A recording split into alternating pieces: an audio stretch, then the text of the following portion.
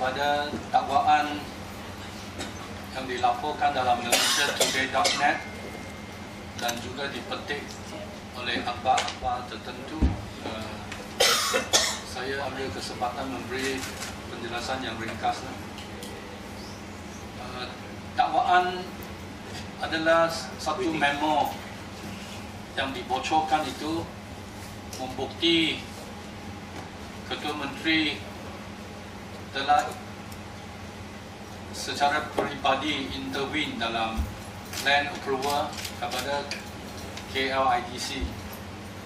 Walaupun isi kandungan dia pun merujuk kepada lain-lain perkara, tetapi tajuk ini amat mengelirukan sebab memo yang digunakan oleh Malaysia Today, kalau baca tajuk saja sudah tahu jawapan dia.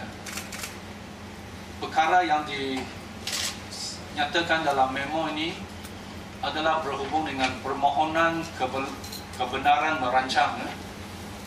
It is a matter relating to the planning permission application. Memo ini tidak ada kaitan dengan tender untuk menjual tanah yang sudah berlaku sebelum ini, sudah pun ditawarkan, dan oleh kerana KLIDC mendapat milikan tanah, barulah dia berhak untuk apply planning permission. Jadi cuma merujuk kepada tajuk ini sudah tahu jawapan. Ianya tidak kaitan dengan penawaran tanah kepada KLIDC setelah tender terbuka dijalankan. Memang tidak dinafikan sebagai kerajaan negeri, MPPP ke, agensi teknikal ke, atau Town and Country Planning Department ke, sampai Exco, sampai kerajaan negeri ataupun Ketua Menteri memang menerima surat-surat atau rayuan-rayuan.